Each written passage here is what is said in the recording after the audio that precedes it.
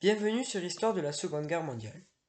Comme vous le savez certainement, la France a perdu, en 1940, la guerre contre l'Allemagne nazie, ce qui a conduit à une occupation du pays pendant 4 ans, jusqu'en 1944.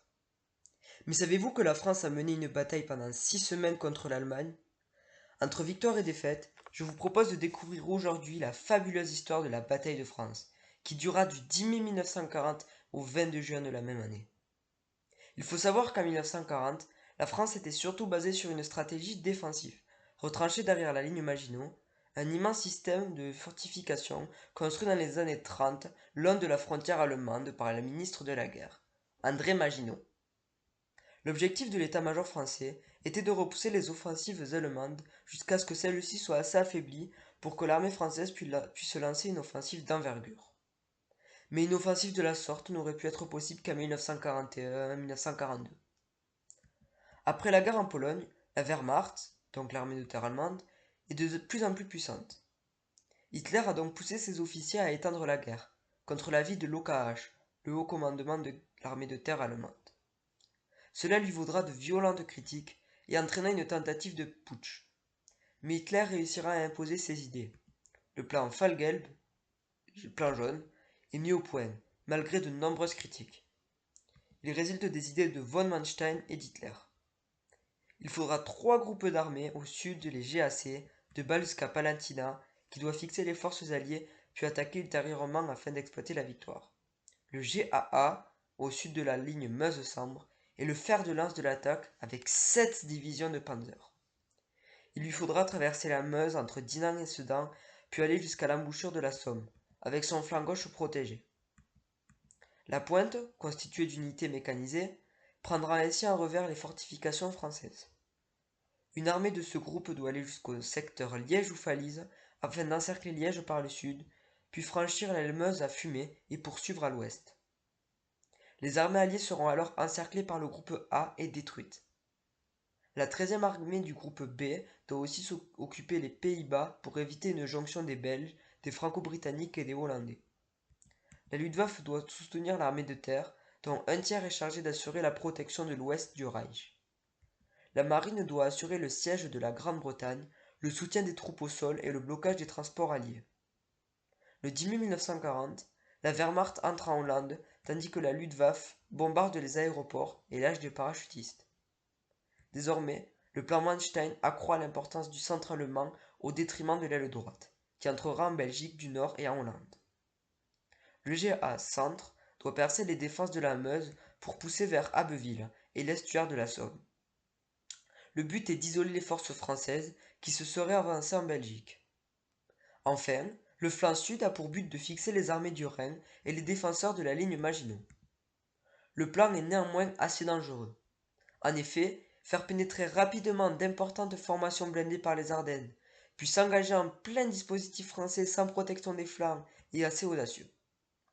En revanche, on a assigné pour cette tâche jusqu'à 10 Panzerdivisionen. Le 10 mai, les Allemands sont organisés comme suit. Au nord, l'aile droite est le GAB de von Bock, 29 divisions dont 3 panzers. Le GAA au centre, sous von Rundstedt, dispose de 7 panzerdivisions et de 37 divisions. Au sud, le GAC de von Lieb avec 17 divisions. Le centre est donc très puissant. C'est à lui qu'incombe la tâche de prendre par surprise l'ennemi français très rapidement. Le premier, le GA de von Bock, avance au nord afin d'attirer l'attention, tandis que les armées du centre se dirigent secrètement au point de passage, à travers les Fels et les Ardennes. Les Allemands lâchent aussi des parachutistes sur la Haye et les aérodromes. En 4 jours, l'armée de von Bock oblige les Hollandais à se rendre. Giraud n'aura pas pu les aider. La manœuvre Breda a échoué tandis que la 7e armée est engagée le long du littoral jusqu'à Flessingue. Du côté des Belges, appuyés sur la ligne Liège-Anvers, qui repose sur la Meuse et le canal Humbert, on retrouve le même scénario. 2 commandos aéroportés prennent 2 ponts sur le canal, tandis qu'un commando des sapeurs d'assaut prend le fort d'Eben-et-Mal. Pendant ce temps, 2 divisions de panzer sous Hoppner prennent Maastricht, où le génie construit un pont durant la nuit. En une journée, les positions belges sont enfoncées. Il aurait fallu 5 jours pour que les renforts alliés ne viennent et puissent se poser sur la puissante position entre Louvain et Namur. Les Alliés entrent en Belgique le 10 à 6h30 avec le corps de cavalerie de Priou en tête, constitué des 2e et 3e divisions légères motorisées, qui doivent couvrir, entre la Dyle et le Canard, le corps expéditionnaire britannique et celui de Blanchard. Le 11, Priou est en contact avec les Allemands. Il explique alors au général Bilotte qu'il faudrait rester sur l'Escaut, mais il n'est pas écouté. Au contraire, les divisions alliées accélèrent leur progression pour occuper la ligne Louvain-Namur. Le corps britannique à Dyle, la première armée, doit s'installer le 13 au niveau de la trouée de Gembloux. En même temps, le corps Hoppner attaque violemment la cavalerie française. Le 14, une division marocaine ainsi que la 15e division d'infanterie de montagne tiennent le canal devant les Panzers pour permettre aux Belges de se replier sur la ligne Louvain-Angers. Au centre, la 9e armée occupe la zone de la Meuse jusqu'au confluent de la Barre, tandis que la 2e armée occupe la zone entre Sedan et Longuyon. Mais c'est entre Sedan et Dinant, au milieu des deux armées, que vont pénétrer les panzers qui ont traversé les Ardennes. Le groupement blindé von Kleist a 2 corps blindés, le 19e de Guderian a 3 panzerdivisions pour entrer en France par Sedan, tandis que Reinhardt avance sur Monthermé. Au nord, ils sont couverts par le 39e corps avec 2 divisions de panzer, dont celle de Rommel. Rommel le premier traversa la Meuse. Il arriva sur la rive droite le 12, s'infiltra par le canal de l'île de Houx et attaqua en force le 13. Pendant ce temps, à Monthermé, Reinhardt ne peut sortir de la vallée encaissée, bloqué par une demi-brigade de mitrailleurs coloniaux. Le même jour, Guderian passe la Meuse, soutenu par l'aviation. Grâce au pont du Génie, les panzers retrouvent l'infanterie sur la rive gauche. Le 14, les contre-attaques menées par des petits groupes de Français échouent. Corap est donc coupé de Sedan, menacé au centre par Reinhardt, au nord par Rommel. Il ordonne la retraite sur la frontière et laisse donc seule la première armée qui devra se replier sur l'Escaut. En quelques jours, les Allemands partis de Sedan vont isoler les forces alliées.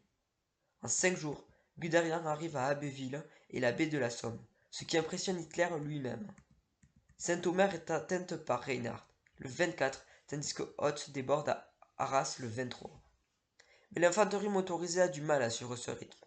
De ce fait, il y a entre les forces en Belgique et les armées que reforme le général Georges un couloir de 100 km. Les flancs allemands sont vulnérables.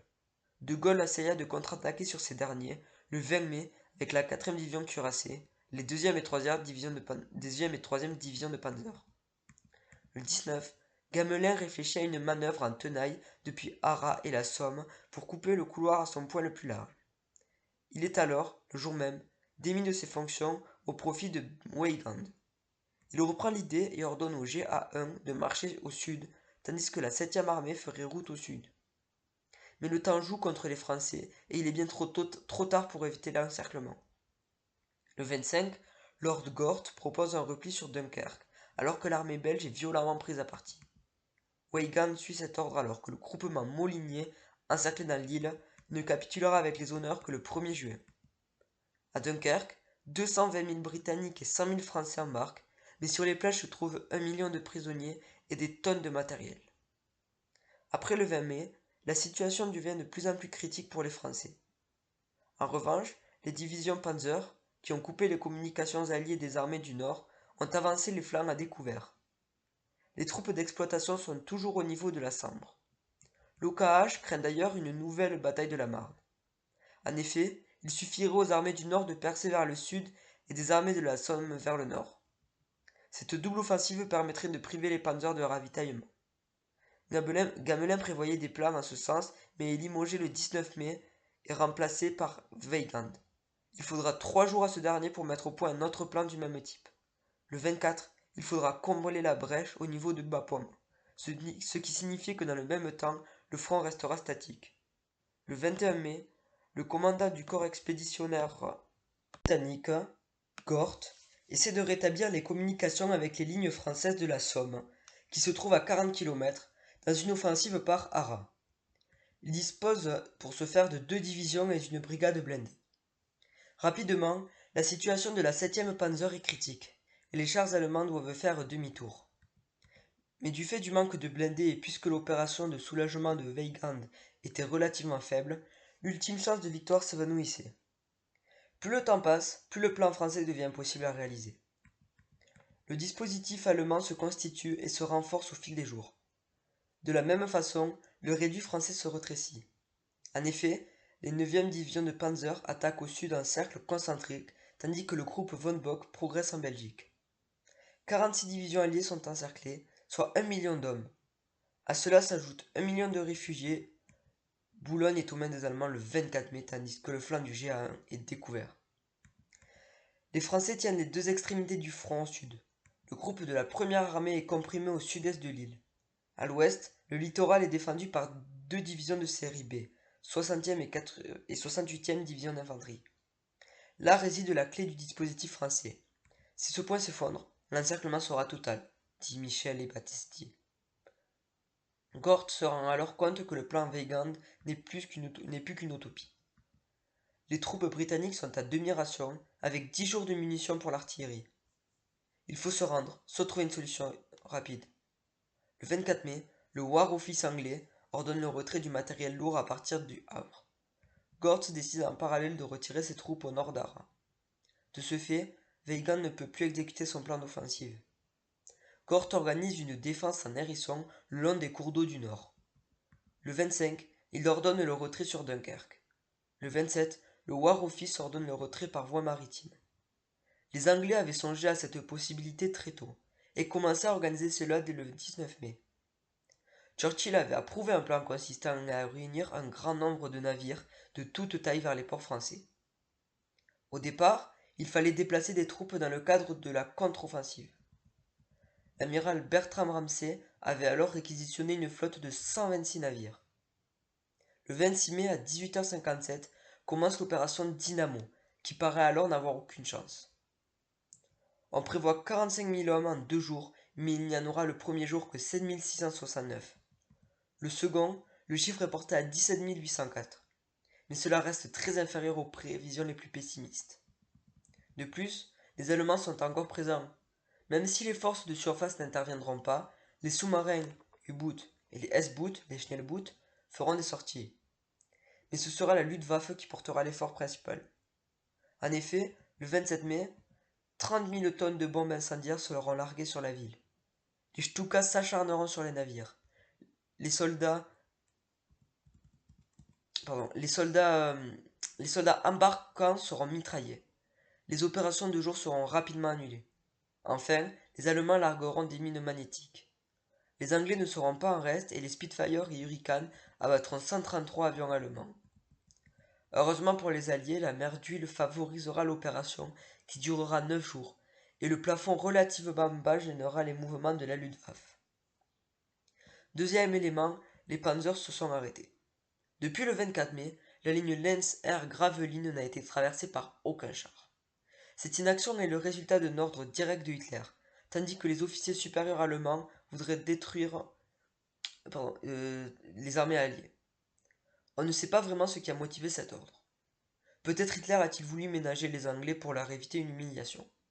Mais quoi qu'il en soit, Hitler a commis une erreur majeure. On ne pense alors plus qu'au plan rouge. Pour Hitler, Fall-Gelb est terminé. Le second temps de la campagne, c'est-à-dire prendre à revers la ligne Maginot pour en terminer avec l'armée française. Autre hypothèse, les Panzers se sont exténués et ont atteint les marécages des Flandres, qui effraient le soldat de la Grande Guerre qu'est Hitler. C'est donc à la Luftwaffe de Göring de donner le coup de grâce. Dans le même temps, Weygand se rend compte qu'il ne peut plus contre-attaquer. Il ordonne donc à ses armées du Nord de se replier. Le but est maintenant de former une tête de pont solide soutenue par la mer. Mais l'île belge, qui devait soutenir le flanc français, capitule rapidement. En effet, le 27 mai, les Belges reculent devant von Bock, acculés à la mer et encerclés des réfugiés civils. Le 28 mai à 5 heures, Léopold III ordonne l'armistice. Le GA1 est donc sans protection. La situation empire le 27 mai, quand Hitler annule son ordre. Les Panzers repartent à l'assaut avant de partir pour la Somme et l'Aisne.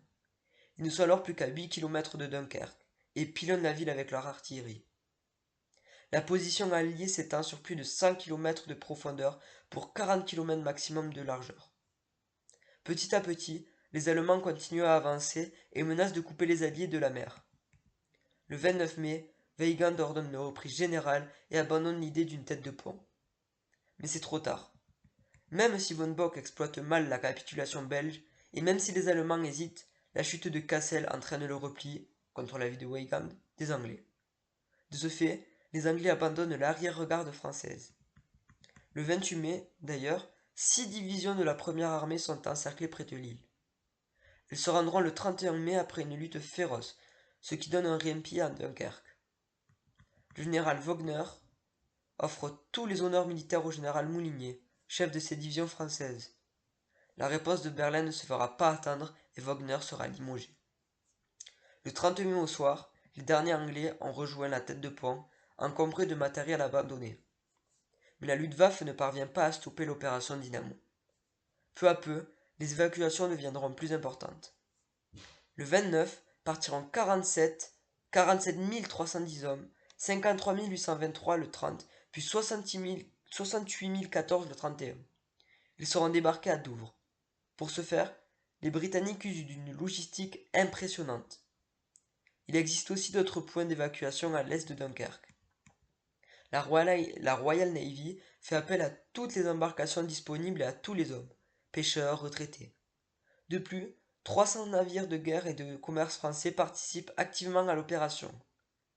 Une fois que les soldats sont dans le navire, on rejoint Douvres par la route Z, longue de 39 milles. Mais du fait de la proximité de l'artillerie allemande, la route longe la côte, une route Y de 87 milles est organisée.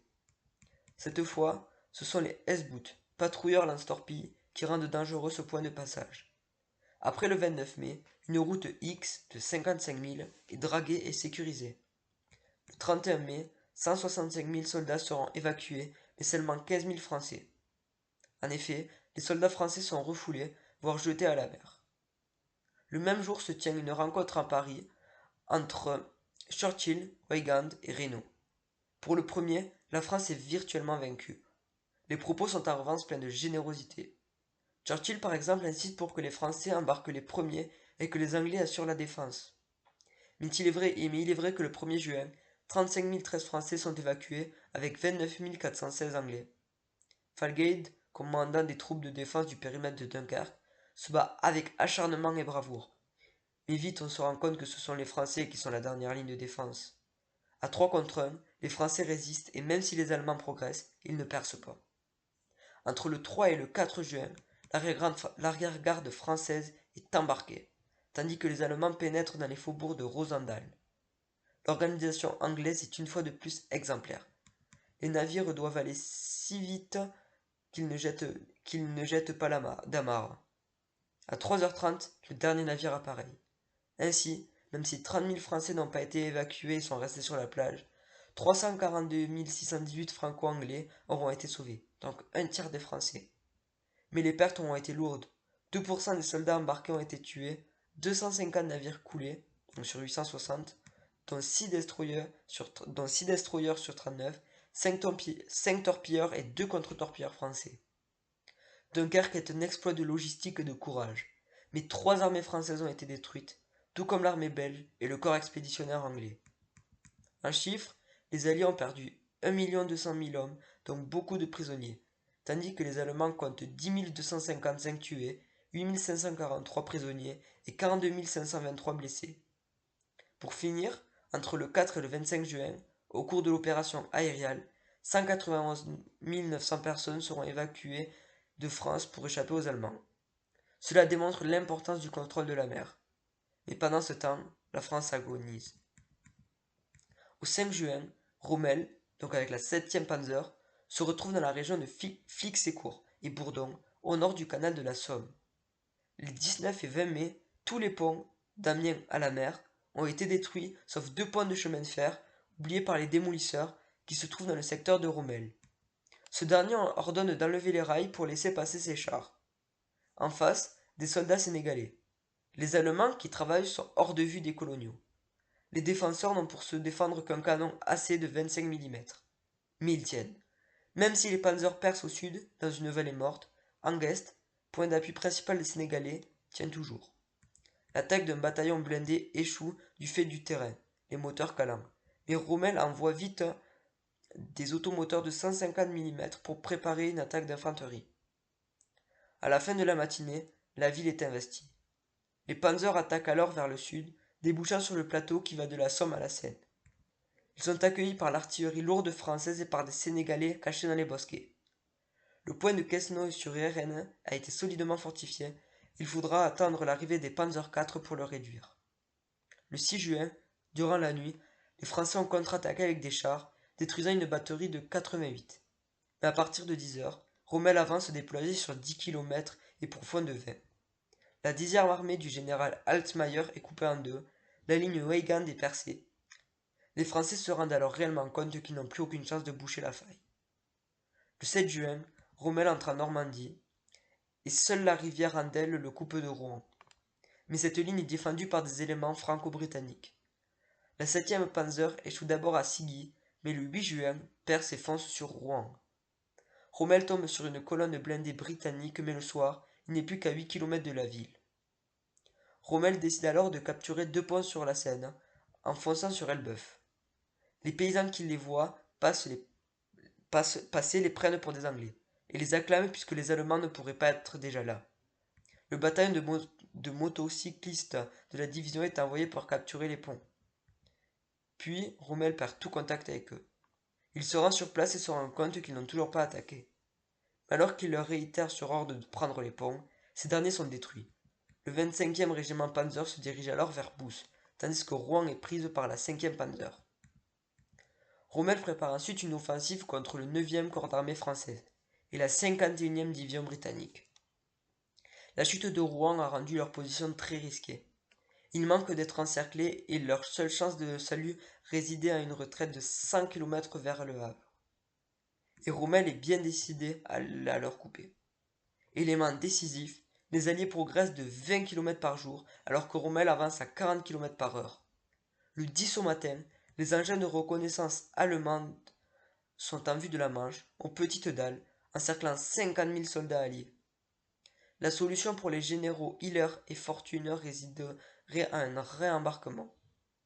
Dans cette poche française, il existe 2 ports, Saint-Valery et Dieppe. Mais le second a été rendu impraticable par les Français afin qu'ils ne tombent pas aux mains des Allemands. Il faut donc tenir jusqu'à l'arrivée des navires alliés. Le 10, 2 destroyers britanniques sont atteints par l'artillerie allemande alors que Rommel renforce sa position. Il occupe une falaise qui domine le port, d'où son artillerie et ses mitrailleuses pilonneront les Alliés. Malgré la défense acharnée de ces derniers, la poche se rétrécit inexorablement. Fortune annonce au War Office que la seule chance de s'en sortir consiste à une évacuation maritime dans la nuit du 11 au 12 juin. Rommel se rend compte de ce qui va se passer et accroît la pression sur les Alliés. Les Franco-Britanniques profitent du brouillard pour se cacher et attendent les navires de secours. Ils ne viendront pas. Hiller capitule le 12 juin à 8 h, Fortune le même jour à 11 h. En effet, les 3 bataillons écossais, privés de l'appui des Français et d'armements lourds, ne peuvent plus résister. Les Allemands auront capturé 10 généraux, 46 000 hommes, 100 canons, 58 chars, 368 mitrailleuses et plus de 1000 camions. Au lendemain de Dunkerque, Weygand ne dispose plus que de l'équivalent de 61 divisions. La Luftwaffe domine le ciel alors que 139 divisions allemandes se réorganisent afin de reprendre l'offensive. Le 29 mai, les troupes motorisées et blindées quittaient Dunkerque pour devenir le fer de lance de la seconde phase de l'opération. En face, Weygand compte sur le terrain et les lignes d'eau pour retarder le choc inévitable. Le nouveau front passe par la Somme, le canal Crozat, l'Ailette et l'Aisne jusqu'à Vouziers puis est relié à la ligne Maginot par Montmédy. Le front n'est pas d'égale qualité. Si le front sur l'Aisne existe depuis mai, le front de la Somme est assez faible, plus encore car les Allemands ont créé des têtes de pont sur la rive sud. Malgré les contre-attaques, rien ne peut ébranler ces avant-gardes allemandes. Weygand propose alors une tactique en hérisson. Des points d'appui laissent passer les chars mais bloquent l'infanterie d'exploitation.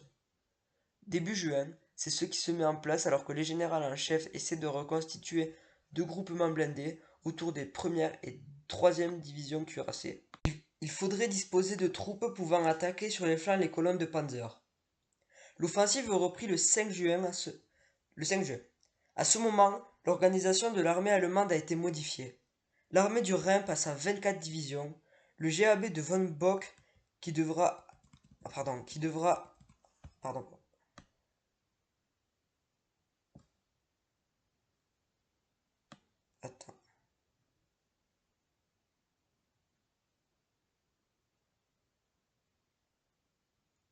Oui, pardon.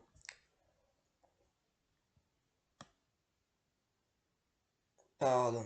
Donc, le GAB de Von Bloch, qui devra attaquer Paris et la Basse-Seine, compte à présent 41 divisions et 6e division de Panzer.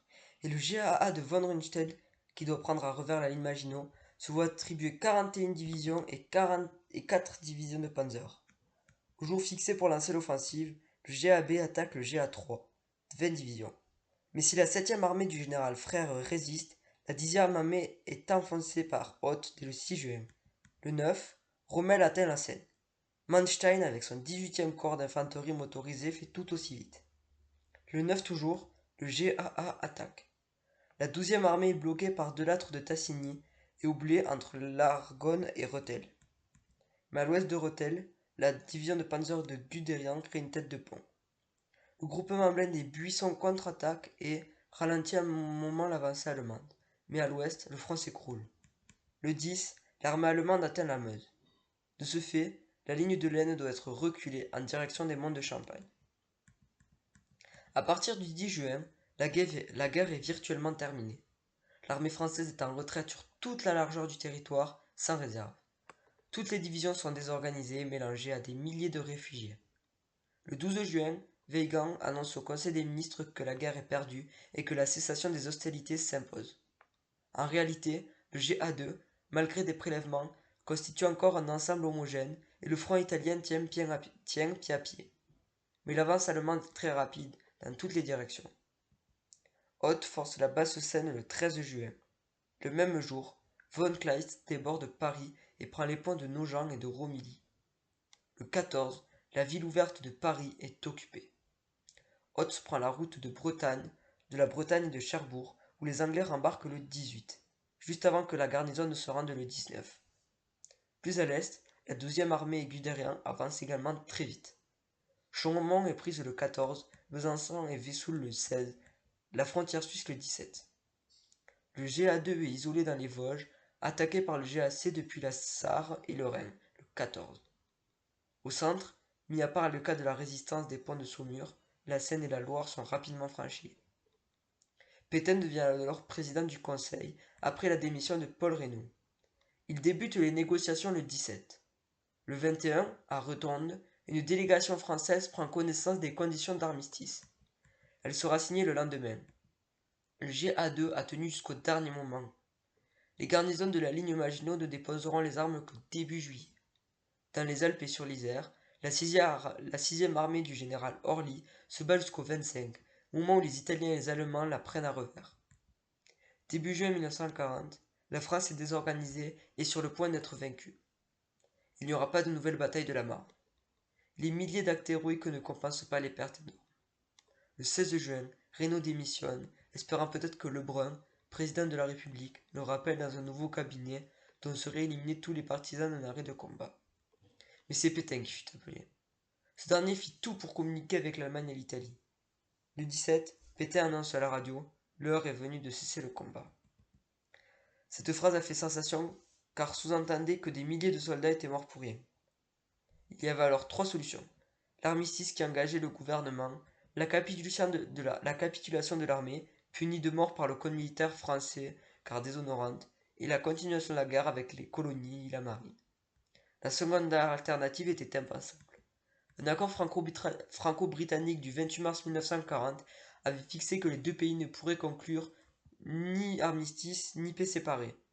Les Anglais y consentiraient si la marine et l'aviation quittaient la France pour l'Afrique ou les ports britanniques. Le problème est que si la France continue la guerre en Afrique, Hitler pourrait franchir l'Espagne et envahir l'Afrique du Nord. Le 18 juin 1940, De Gaulle fit un discours à la BBC pour que la France continue le combat, mais il était seul. De son côté, Mussolini voulait sa part du gâteau. Les Allemands ne voulaient pas d'une paix mais d'une armistice. L'armistice entre la France et l'Allemagne est signé le 22 juin à 18h30 en forêt de Compiègne, dans le wagon de l'armistice de 1918. Le 23 juin, les plénipotentiaires français arrivent à Rome. L'armistice sera signé le lendemain. En 45 jours, l'armée allemande a détruit 8 divisions hollandaises, 22 belges, 9 britanniques et 94 françaises. Les armées britanniques ont pu être rembarquées et tout leur matériel est resté aux mains des Allemands. Toutes les côtes de la Norvège au golfe de Gascogne sont occupées par les forces allemandes. C'est donc une pique évidente. C'est donc une pique évidente en direction de la Grande-Bretagne. Une fois de plus, la Blitzkrieg a montré son efficacité. Poussé par le temps, Hitler a dû chercher rapidement la décision et a pour cela forgé une puissante machine de guerre. À cela s'ajoute un plan audacieux qui a créé la surprise initiale. Mais il ne faut pas oublier que la France s'est battue. Les Français eurent 90 000 tués, soit autant que lors des 6 premiers mois de la Première Guerre mondiale, 200 000 blessés et 1,9 million de prisonniers. Les Allemands, eux, dénombrèrent 27 000 morts, 120 000 blessés et 18 000 disparus. Les Belges perdirent 5 500 hommes et les Anglais 3 500. J'espère que cette vidéo vous a plu. Il ne faut pas oublier que les Français se sont battus jusqu'au bout. Et si elle vous a plu, et si cette vidéo donc vous a plu, n'hésitez pas à vous abonner et à bientôt pour une prochaine vidéo.